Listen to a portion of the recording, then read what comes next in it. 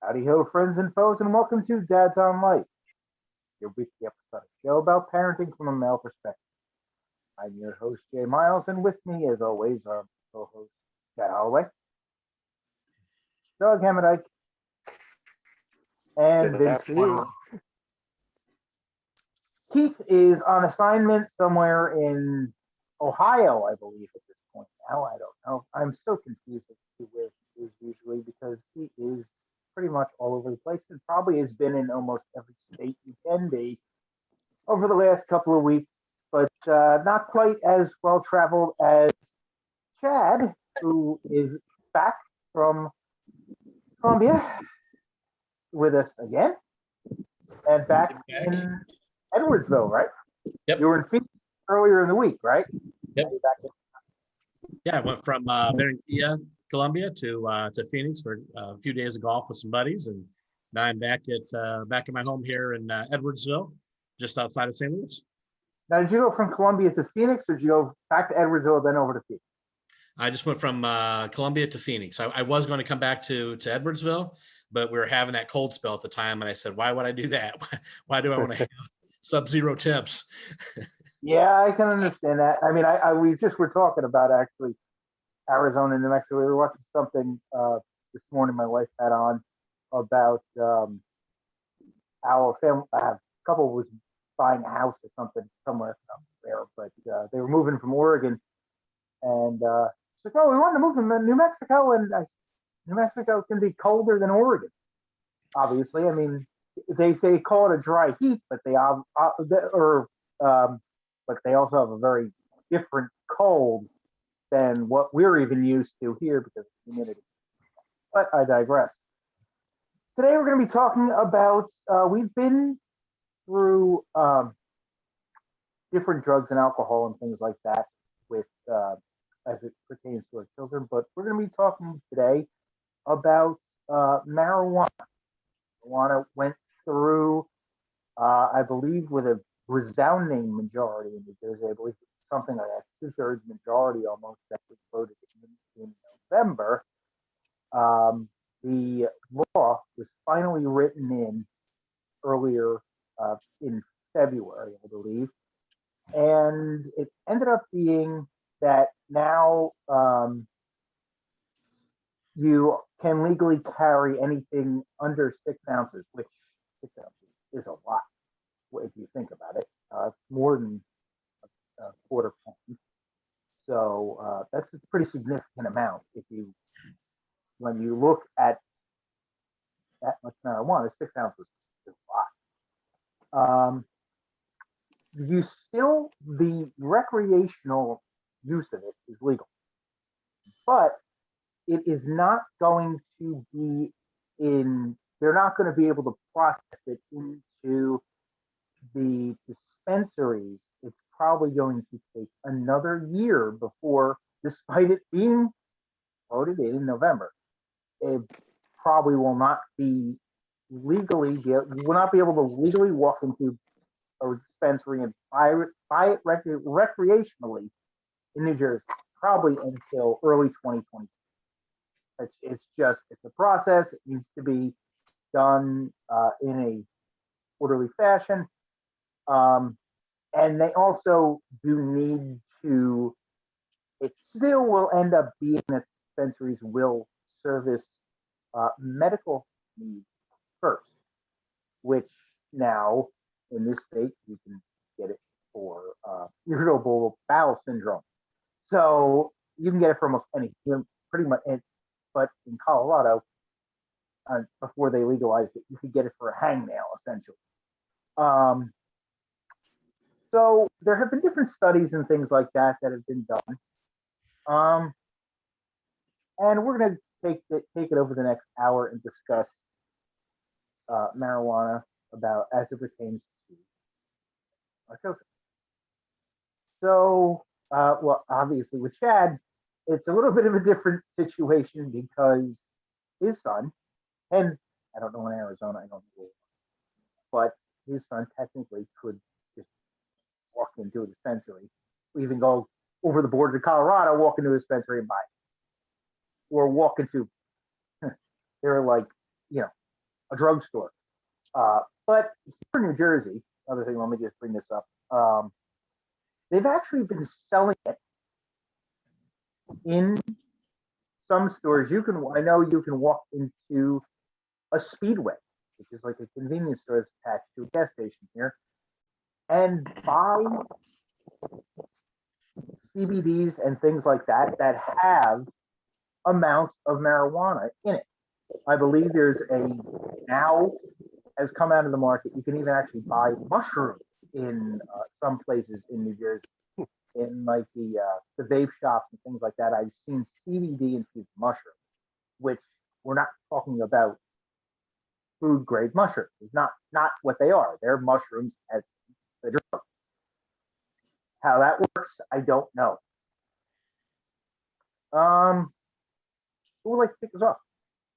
Well, I'll go ahead and kick us off here. So now I live in Illinois, and we've had it legal here for recreational use. I would say since January of last year, and before that, it was available medicinally. And I know there's quite a bit of stuff that went in, a couple of years ago for the medicinal purposes of it. And there's a law enforcement officer I know who was in charge of kind of managing some of the farms and making sure that all of the product that was on the farm went to the dispensaries, and that they weren't going other places, right? So, they had that kind of piece of it. But now, it's just down the street here, probably 15 minutes, I could drive to a dispensary, and they've got you just walk in and buy it. But I remember when it first opened, they had parking and they had shuttles. So they had to have people parking off-site, and they were shuttling them in from a couple miles away. And there's just so many people who were going to these places. And now I think it's, and I haven't been to one of the places, but or driven by in a while, but I think now it's kind of calmed down a little bit. But just having friends who smoke a little bit, I think they just go and pick it up whenever they want to, and there's really no problem with that. So that's kind of the Illinois piece. In Arizona, they have just legalized it for recreational use as well. And I believe they're, to your point, Jason, I believe they're a couple months behind in terms of having it available, but the law is passed at this point, so they're kind of developing that infrastructure now, which will be a fast follower to the law. But it seems like just about everywhere it's becoming legalized at this point, and it's like tobacco, more or less. It still hasn't. I do not believe it has been federally decriminalized yet. I agree. I don't believe it has. It's coming, but it hasn't happened yet. As opposed to Oregon, which I think legalized pretty much everything last year. Vince? There's a couple points I wanted to hit on. One of the things like Chad, you said about or Jason, you said, one of you guys said about it being like cigarettes and everything like that. And, it definitely is going that way for where it's legalized. Like I know there's people here that I've done work for that got the medicinal use, and I see them take out a pack and light. And I'm thinking like, oh, you smoke? Yeah. Okay. Yeah. You mind if I have, a cigarette break too? And you're like, oh no, it's not a cigarette. It's a 20 pack of joints. And I'm like, I didn't even know that existed yet. Like I used to dream about that stuff, but it's one of those things where, I think it was interesting, Chad saying about how like when they first legalized it over there, they had shuttles, it was like, just constant going in business, skyrocketed. And it was nice though for him to say though that calmed down eventually, where, they're definitely, there's definitely one of those things again, where even like with alcohol, with, well, not so much with cigarettes, it's pretty damn addictive, but, and same with alcohol too. But like, if somebody's going in and they're buying it and it's once in a blue moon or something like that, it could be like going to the bar and having a couple of drinks, depending, because now you got to start looking at potency and stuff, just like with alcohol and, Right. and everything. But yeah, the enforcement though, and then also, kind of like really seeing like, how, I don't know, like over time, how addictive can they make it, versus like it shouldn't really be addictive at all. But now with everything being like super potent in THC levels and everything, and the effects, and also too, like, do I really want my kids to be able to go into the gas station and get marijuana? Like there's a difference between, what a cigarette does to your brain, what a joint's gonna do to your brain. I don't really want my son smoking either one of them, even though I still smoke. Avid 2-pack of Marlboro a day guy. But yeah, I don't know. There's a number of points I was thinking about. Right now, if they legalized it in Pennsylvania, I probably would go buy myself a pack and make sure it was the weekend and be like, okay, let's reminisce, and have some great conversations. But at the same time, I don't think it needs to be legalized. I don't. Not for recreational. Not for recreational. And then if you're going to legalize it for recreational, why still have the stipend of it's still criminalized by federal and other agencies then too? So it's really, they're still sorting a lot of it out. That's for darn sure. Yeah. What got me first was working in the insurance world. It's just the insurance issues with it. First of all was opening up these pot farms and all, devaluing neighboring properties is an issue. The rise of automobile issues where it's tied to alcohol and marijuana abuse while driving. And then I came across a bunch of health studies where it says that where younger people, the rise of vaping and marijuana is way up. And a recent study in November that came out of last year showed the expectancy of lifelong marijuana users from a young age as more of this gets rolled out. And we already know how dangerous cigarettes are. We know how much more damaging to your lungs and mentally marijuana could be. So I don't understand why we would add another potent thing that is very addictive to our list of things to provide to anybody. I mean, first of all, our children, and then, onwards up. I'm not very, besides my own vices of drinking, I've not had issues with other drugs, but within my family and extended family, it has been a significant impact. And it did start young at all the things that led to my cousin's death and a couple other cousins really being injured, lifelong issues from How did it lead to your cousin's death? He overdosed starting out with a night of drinking of marijuana led to laced drugs and him falling down a set of stairs, and the amount of drugs apparently in his body was, to his demise. So, yeah. So that was a very terrible, thing that we all lived through at such a young age,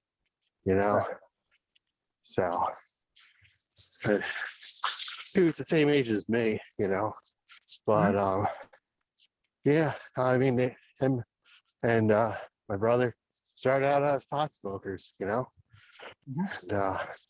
but really what I was saying is, like with the studies between just the rise of it and making lifelong people at a younger age with something that's even, I don't know how many times worse than smoking is. And that's taking such a stance to eradicate smoking through many different, like either taxes, making it more difficult. Seeing the fruits of all these things with lowering the amount of smokers, it's nearly shunned when you see somebody smoking. And now we're going to add just like a whole new thing. I mean, and with the vaping, people think that it's okay just to bring it out in public and do it wherever they please. And it's very annoying to me. On top of, I mean, just responsibly and etiquette, just, and there's so many of the people that are vapors, how they just need to carry it around. It's just very difficult for me to say that's the way that humans behave around this, have it with them, So, but yeah, I don't know. Anyway, I'll get down now. Oh, I'm Right. glad you brought up the vaping, Doug, because that was something a little bit more on these days, especially with having nieces, niece and others and everything that are into vaping. And I even tried doing vaping to quit cigarettes, and then noticed that it was like worse. But one of the things I was gonna say about, like, just real quick with the vaping was, and then I'm reading studies, and here it's like in actual studies was, I remember like telling my niece, like, you shouldn't be vaping, shouldn't be smoking. And she's like, oh, well, no, I can quit this whenever I want. And it's like, no, it's got nicotine. It's a drug, and you're going to get hooked. And, and she, within a few months, it was like that, now she's hooked on vape because of the nicotine, and, it's one of those things though, like in a couple of these studies, I can't actually see this one was from PNAS, whatever that stands for. I don't actually have the cover page printed off, but anyway, this one it talks about with the vaping, where that's a high thing in adolescence, where they say, well, kind of like that, young dumb, finish the line, you all know it, attitude, where, well, I could start it and I can quit in 2 months. Like, no, dude, it's a drug, and you're going to get hooked, and it's better to, the best way to quit is to never start, going back though to the weed and the marijuana was like Doug said, is like, why are we just pretty much like trying to get rid of, cigarettes? Like, that's been an all-out war for a long time, but now we're like, well, you could just go buy marijuana now. And it's like, well, you're still having the same damn elephant in the room. It's just maybe it has lower chances of some type of a cancer, but it's still going to have really bad adverse effects on your brain and other things. Through several of the studies I have in front of me, it talks about, especially for adolescents and younger people, so anywhere from like 11 to 20, talking about how it affects, the ability to make, decisions. And it's like, well, in those years, especially, 8th grade through to when you go to college, those are the years that life really starts to grab you by the cojones and says, hey, dude, you got to make some decisions. So if now we're saying it's all right to go start smoking whenever you want, and hey, the government says you could go buy a pack of joints, so why not? Well, now we're really saying, like, hey, don't worry about making decisions. But then when they get out of it, it's like, well, why can't you make a decision? You can't work here. You can't make a decision. So it's really an ass backwards way we're going here. Another thing, this is from a zebra study, so I don't know if that's legitimate or not. I don't know what zebra is, but this was a zebra study about marijuana, driving, and other things. And 60% of 811 people part of this study say that they really don't feel any problems getting behind the wheel while they're high and driving. Now, some of them say, yeah, maybe I'll wait an hour, because I just had a whatever, so I'll wait an hour. But it's like, so like that too, where it's like 60%, are saying, oh, there's no problems. It's just weed. It's just, it's just a little weed, man. No problem. I could drive, and it's like, well, that has a whole bunch of its own red bells and whistles and stuff. And then, tie that into like Doug. And yeah, I know from my own personal life, yeah, anytime I was drinking or, doing something else wrong, there was usually always pot involved too, or pot led you to one person and then that person led you to another thing, going back to the, the gateway saga and stuff like that,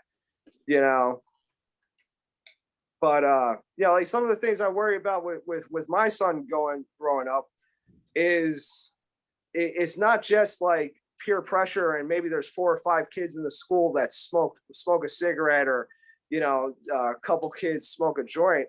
Now it's like everywhere you go there's CBD. I mean, big huge flags CBD. There's big huge flags of vape. There's studies from vape that it's healthier than cigarettes because it atomizes in the air and it's safer for the environment, which is big capital BS. But I digress. I won't go into that whole saga just yet anyway. To get to my point though, it was like growing up, it was, cigarettes and pot, especially all that, it wasn't just thrown right in your face. My dad and my mother smoked. So yeah, cigarettes were in my face all the time. All right. But now I forget what it was. Was it 3.6 million high schoolers vape? And I forget what percentage though that was of the high schoolers, but it's all over the bloody place. It's no longer like, oh, you're part of this crowd and that crowd or whatever, and small thing. It's like, chances are when he goes back to school, the 12 kids around him are going to be vaping or doing something else, versus it was like, maybe 5 of us on Smokers Hill. So I don't know. And I think some of this is difficult too because a lot of times, like if we look at alcohol, there's age restrictions on that. Cigarettes, there's age restrictions on that. Marijuana, now there's age restrictions on that. But I think the marijuana piece is more complex, possibly, and some of the stuff is beyond my comprehension.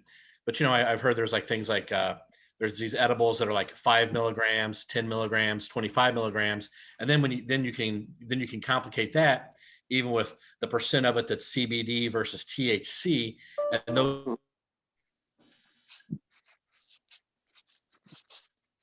Well, yeah, Chad, I think we lost Chad here. I'm not sure. Yeah. The thing is, there's also discuss CBD. CBD is, in its purest form, is a derivative of hemp. It is usually industrial grade, and it is most of the brands that are sold today are THC free. There's several that are THC free. Being an alcoholic, I can't smoke marijuana. To be true to the program, I don't smoke since. Sorry about that, guys. That's okay. Been over a year since I've smoked weed, but I've used CBD the whole time, and it's been THC free that I've used. But like Chad said, yeah, and then there's different milligrams of CBD and different percentages um, of the amount of THC in it. Some of them and even the edibles there are edibles that are CBD that are THC free. So yeah, it's a broad spectrum that that we're talking about here. But what CBD is used for is complete. Obviously, you're talking about you're comparing apples and oranges, really, between CBD that is the regular the CBD that is largely sold that is THC free and what marijuana is. You're comparing apples and oranges. Yep. And I guess where I was headed with my initial comment was that, you know, there's all this complexity to it. There's an attempt to prevent minors from having it, but we don't know how that works. You know, I think it's probably a little tougher now for minors to get it than maybe 30 or 40 years ago. You know, I know when I was in high school, we could get alcohol pretty easy if we wanted it. I mean, it just wasn't that it wasn't policed that much. But I think now I think there is a push on the policing of it at this point. But you know, when we look at this, though, it links to a broader currents in our society about freedom, right? And people should be able to do what they want to do. However, those items, those things that people want to do, come with consequences. You know, to Doug's point earlier, there's addiction. There are addiction issues. There are, you know, health issues. There's, you know, I'm in healthcare. There's a lot of healthcare issues that come from these kinds of things as well. And what happens is that people, once they're become unhealthy, then it's somebody else's fault, right? It's not that I made this decision. I saw the warnings. I read the warnings, and I, you know, kind of am here to be responsible with what I'm doing. It's, oh no, now this happened to me, and now somebody else needs to pay. So it's a kind of a tenuous balance between blame and freedom, if you will. You know, people want to be able to do whatever it is that they want to do, but then they don't want to necessarily take responsibility if something goes south. Right. But as that relates to children, you know, hopefully at the age of 18 or whatever the age is, you know, I would like to think that my son had his values internalized. Not that I wouldn't expect him to experiment at some level, Right. but the values of long-term use and kind of what they do hopefully have been internalized and hopefully are stable there, and hopefully there's nothing that's very bad that happens during those times of experimentation. Right. Based on what Chad's saying, I understand values and all, and I hope that as well my kids, you know, being so close knit to us and the church and community and all, that they have a good set of values and going as they go forward through life. It's just that I remember the smokers on the back of the bus, and I never thought twice about like what they were doing, and I'm sure they didn't, because I've talked to some of them now. I make jokes. Hey, I remember you.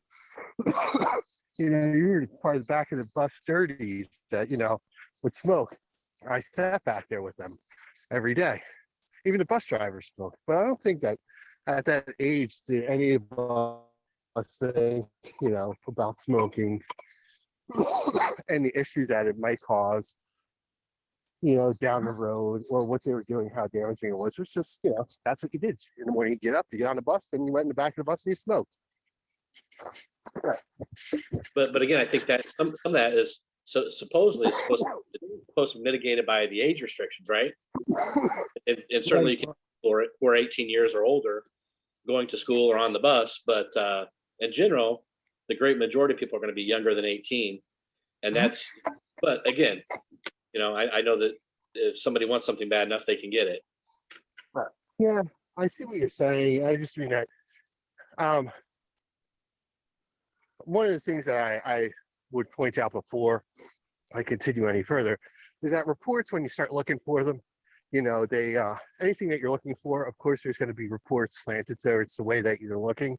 And just a quick search, obviously, is going to pop up everything that you're looking for in the same point of view that you were looking for it. So, I mean, there's a lot of reports out there saying that in states that have legalized it, the age has come down and kids are starting younger and there's more of them. But Sure. is that true? I don't know.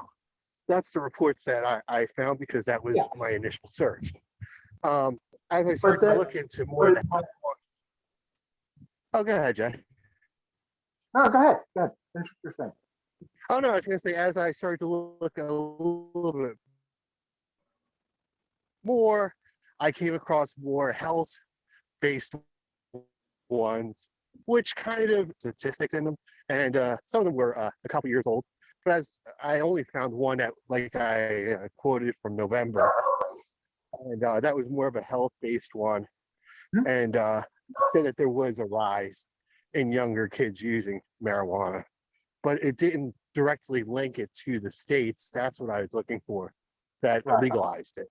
It also depends on who's doing the study. If the study's done by whatever research group, it depends, because there could be all kinds of slants to the research. Mm-hmm. If I may, one of the things though that I did realize, and I know also for me, whether it was when I used to smoke pot or from even lighting up a cigarette still, and from talking to niece and others and stuff like that, like asking them like, well, what really got you to vape and why are you doing this, and it correlates to all the different studies that I've pulled up, whether it was for motor vehicle insurances or just the effects on the brain and other things, where it's like the three highest reasons given was relaxation and to de-stress, all right, to help sleep, or for the pretty much cope with life, if you will. Whether it be living with the family members or teenage school or work or whatever it was. But I look at those three things, and like I say, I still smoke my cigarettes, and I still use that as a handicap when I'm feeling stressed, or if the pipe just broke and now I have another 6 hours of work. I'm like, all right, coffee and cigarette time. I'll be back. Come back. I'll get it fixed. Right. But it's still what I was going to get at with as far as our kids, though, hearing that, from family members, as well as seeing it throughout the things, kind of gives me the idea of like just a more reality check of like, hey, make sure that we're keeping communication with our kids as they get older, especially as they get older. All right. Make sure that we're still involved and we're still building them up. You know what I mean? And also, building up their own, self-esteem and communicate, because then that's a healthy way of dealing with life, dealing with stress, dealing with, hey, I can't sleep because I got too much on my mind, so, making sure that not just the values and morals and ideals, but, those traditions and part of the families of just good, solid communication with each other, without the I'm gonna shun you because I found a dime bag in your room and how dare you. Like, no, all right, let's talk about this. Let's talk about what's going on with work or school or decisions or whatever, and make sure we keep doing that, especially as they get older. Right. Now, let's say this one thing. Let's get into the three biggest things that CBD especially are used for: sleep aid, anxiety, and depression. Those are the three biggest things and pain. Four. That are the biggest things that CBD are used for. These are all things that prescription drugs can be prescribed. With that said, I will say from experience, the anxiety and depression issues that I have had over the last, let's say, 20, 25 years or so, have the cause. And there have been two things that have helped to cope with it. And that have been one, the fact that I'm not causing myself the anxiety because I quit drinking. Because the drinking was causing a large majority of the problem that, with the anxiety and depression. And the sleeplessness, because the anxiety and depression were so high. Because the stigma being an alcoholic, and trying to fight that battle, finally getting it somewhat under control. Then you have the fact that I started taking CBD about 2 years ago, 2.5 years, and it made an impact, a pretty big impact on all of it. It's all 4 aspects. Now, let's take the drugs that are prescribed to people, or should I say, in fact, over-prescribed people. Things like Ambien, Zoloft, Paxil, all that stuff. They are being given out, in most cases, like candy. And there are high rates of addiction with these drugs that are prescribed by doctors who, in some cases, are drug pushers. I've had doctors who pretty much told me that that's what they do. They are drug pushers. That is the first thing that they'll refer to using to help someone. Now, with that said, like I said, there are high rates of addiction with these aids. In the IOP that I use, that I go to, there are 2 of us out of the Thursday night group that I usually go in to meetings. There's pretty much just 2 of us, like I said, that are alcoholic. Everyone else has some kind of other addiction, be it an illegal drug or prescription. The majority, the other drug is prescription. And going into meetings, there are high rates of multiple addiction. In most cases, in probably the least cases, they're in an AA setting because of an addiction to marijuana. It is largely some other illegal drug or a prescription drug. That's what I gather, what I've seen. It's the case through and through. Because of the shares and things like that, there are multiple addictions, and a lot of them are prescription drugs. Now,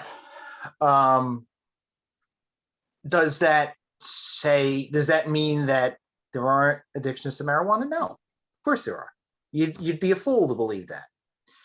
Now, coming from how I look at it this way, I will gather that most children will, there will be experimentations with marijuana with my children. I'd be blind to believe otherwise. It'll be discussed and handled when the time comes. But I personally, from experience, would rather have my children find out that my children are experimenting with marijuana than find out that there is a dependency related to prescription drugs, because I have a feeling that they are much harder to break than use of marijuana. My personal feeling on marijuana is it should be legalized. It should be taxed. They should tax the shit out of it. Put it in packs like Vince said that he's seen. I haven't seen them yet. I'm sure eventually it will come. And they need to improve, because it is still a test that takes time for an incident, say, similar to a DUI, where it is believed marijuana has been used and there's an intoxication from marijuana. The problem with that is tests take a while to get the results. I believe it's something like 8 hours is the quickest test, and not everybody has it. And they should, work on improving that test, get it to within an hour or two maybe, and charge it like they would, and address it legally like they would a DUI or DWI. That's my feeling on how they should handle that, especially with the legalization. Who am I to judge you if you want to use marijuana recreationally? Well, Jason, I agree on a good portion of what you brought up, with the pharmaceutical drugs and everything like that. And yeah, getting off of pharmaceutical narcotics, especially when doctors prescribe them to people as young as like 13, is, no other way of putting it, a bitch. And pot actually really helped getting off of a lot of those addictions. Mm-hmm. All right. But I think what we're gonna see is, an uptick, if you will, in marijuana addiction, in that coping, and then it's inevitable. It really is. It's inevitable. It's gonna happen. Yeah, and that's the where, I'm saying, like, with especially with our kids and everything like that, is really trying to just really strengthen them, and to the point where it's like, hey, unless they actually have, like, a medical reason, like, you don't need that crutch. All right, there's other ways of coping with the decisions, of coping with losing family members, of coping with losing friends, of coping with setbacks and everything like that. You don't need a joint. You don't need a cigarette. You don't need a vape. You don't need a bottle. You don't need Mad Dog 2020. You don't need a shot or a snort or whatever else have you. And that's the thing too. Like, as far as like the pushing of the pharmaceuticals, where my personal opinion is it really got to the point, and it still is, where doctors and stuff like that aren't really trying to really be an advocate or treat the person. They're just saying, take this and you'll feel good, and when you don't feel good, take another one, and then if that don't work, come back, we'll change the dose. There are things that you need to have, a pharmaceutical, but too many times the doctors were always, and still are in a lot of cases, too quick to just be like, Oh, okay, yeah, yeah. Well, I got something for you. You know, just like the guy down the street has something for you. All right, you know.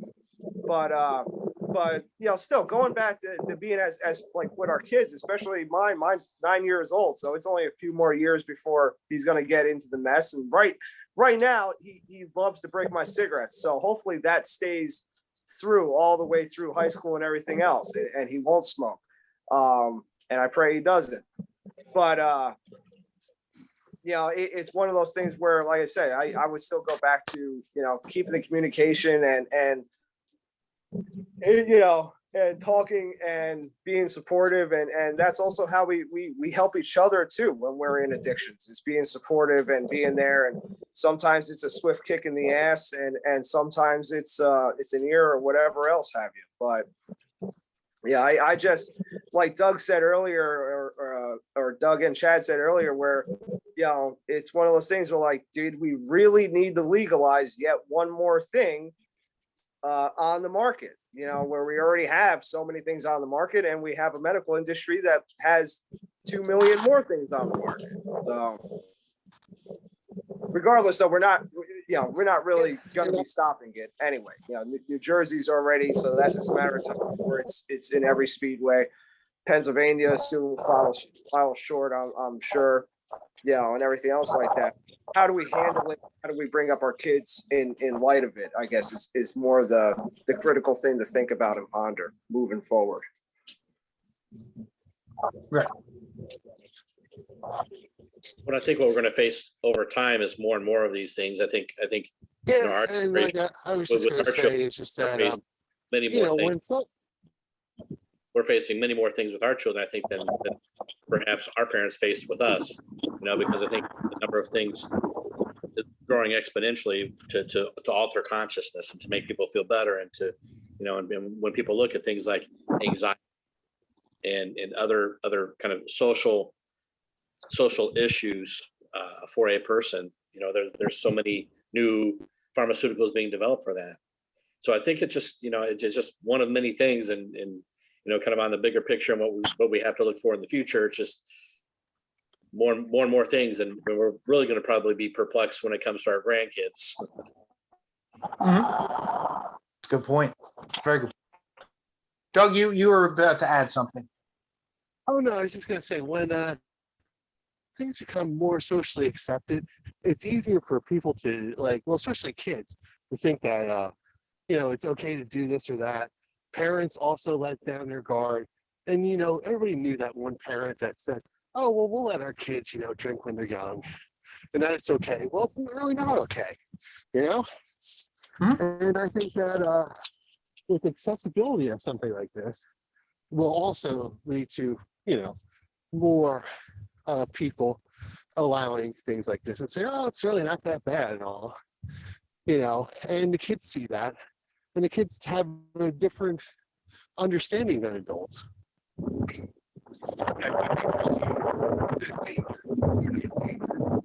Acceptability or not acceptability. And like I said, the curbing of cigarettes is such a big ordeal, and it's like not really frowned upon in society today. But as the pot, let's say the smoking weed or whatever, and you know, legalizing of it, you see it being glamorized on Facebook, and people talking about it at parties in different states and stuff. It being shown up in like shows like Shameless and all, as so like acceptable that, hey, I can eat these gummies and go to the bar, you know, and have a great time. Where different addictions are being frowned upon. Where, like we were saying, like with the medical drugs, well, government's doing a lot to try to curb that nowadays. You know, as well as cigarette issues, you know. So the acceptability of socially, you know, people in the world, you know, really the world, because other countries don't have a problem, and it's been legal there for quite a while, you know. But I don't know. I just, you know, when it's socially accepted like that and nearly glamorized is when I also have a issue with, and also, helps usher it into the kids and bringing down their awareness of the dangers of it. Oh, thank you, Doug, for bringing that up because you put it in the words, something that I was trying to put in the words the other day, but that's it's when society makes it appear that something that is evil or unhealthy or whatever is totally acceptable, then everybody's just like, well, society says it's great, the government says it's great, CDC says it's great, or whatever, have you. And then 20 years from now, they're like, oh, how dare you? And it's like, well, if you looked at it with reasoning and responsibility, and then you wouldn't have been fooled. But yeah, when society lifts something up and says it's okay, everybody lets their guards down. All of us do it at some point or another on some topic or another. So thank you for bringing that insight up. That was good. That was good.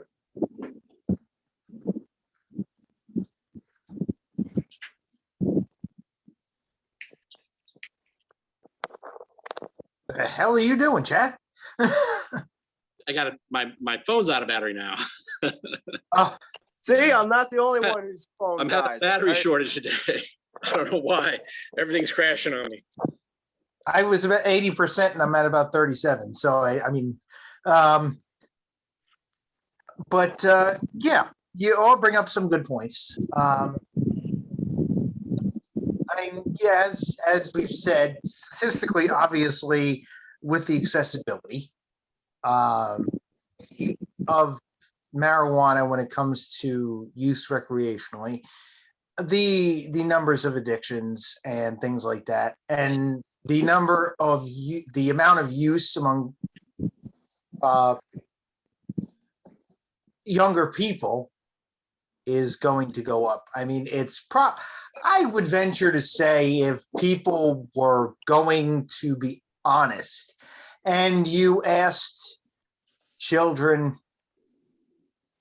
from, let's say, the ages of 13 to, let's say, 18, just to get a round figure, I would say you're talking probably about, and this may be lowballing, it may be highballing, I don't know, but I would say the percentage of regular use is probably around 18-19%. I would say the amount of experimentation might be around 30-35. Maybe I'm wrong. But as it becomes more accessible, those numbers will clearly go up. Just because it just, like I said, it's inevitable, gonna happen. But the only thing we can do is deal with it the best we can. That's all we can do with anything. Obviously, we can't be with our kids 24/7. And they're going to try things that we may not want them to. It's life. And it's living life on life's terms. And coming from their point, I was, oh boy, first time I tried marijuana. 15, 16, 15, I think. Probably the summer around 15 to 16, sophomore year. Yeah, I was 15. So, I mean, and it wasn't anything great. It wasn't anything wonderful. And I never really have done, I've done it, but not often. Never had. But, and hopefully never will. Unless there's an absolute 100% reason to. Like, obviously, some of the medical reasonings for it, I would, use it if it actually ends needed to be done. I would not deny that. I mean, I would make an argument that for when it comes to alcohol, I would make an argument that if somebody came to me and said, "Hey, if there was confirmation that the world was going to end tomorrow, I'm going out sober." No question about it. If it ended tomorrow, I'm going out sober. But if it came to prolonging the quality of life, yeah, if I was dying of something and I knew that marijuana was really the only way, the only option to prolonging my quality of life, you're damn right. There's no question about it. You're damn right. I'm doing it because I've screwed up my life so many times that I shouldn't be here. But I'm going to live my life to the fullest extent of every day. And if that meant, helping it improve my quality of life, yeah, no question about it. So, anybody have anything they want to add before we start to wrap this up? We now push an hour. I guess I would just add that, I think we've talked about this in the past. It's, kids have different personalities, and even within the same family, the same parenting styles aren't going to work for every kid. And it's something, we just have to wrestle with, and how do we handle it? Let's keep on wrestling with the topic and keep on talking about it. And maybe something will come out that will be helpful for somebody. Yeah, I was just gonna say I got a couple kids that are coming into that age range. I hope to be able to see the signs as they if they take to any of this experimenting, let's say.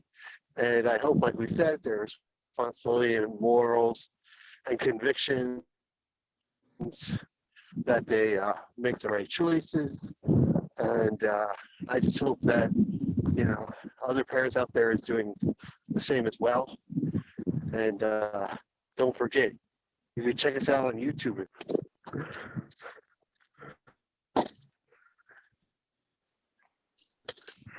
Vince?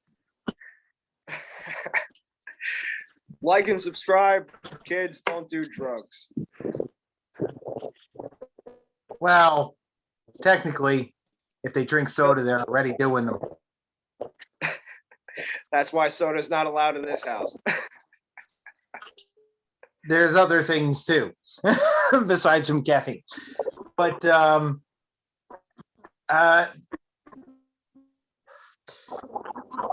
with everything that we've been facing going on in the world and going on in life and every day issues, things like marijuana use it's obviously marijuana use is on the rise all over the board, from probably 13 to 90 to 100. Marijuana use is on the rise.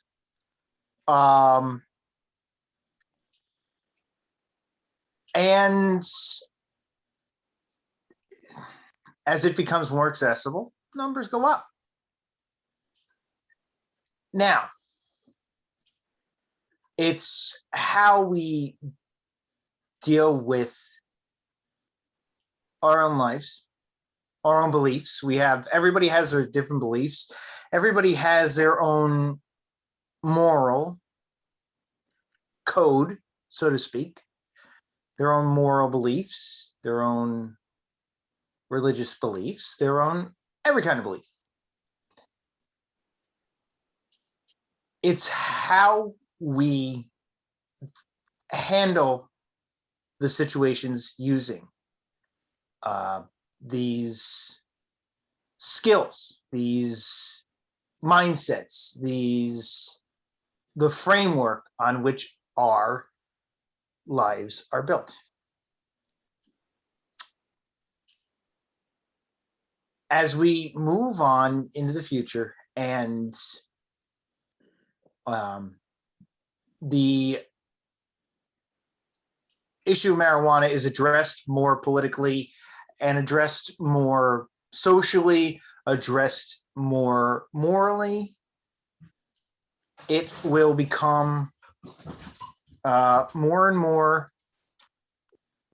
there will be more and more involvement and more discussion, which is, I think, the best thing for us is to discuss marijuana and marijuana use, marijuana addictions and things like that as we move forward. It will be a continuing discussion, as it should be and as it has to be. So from all of us here at Dad's on Life, take care, everybody. Take care. See ya. Indeed. Have a good one, guys.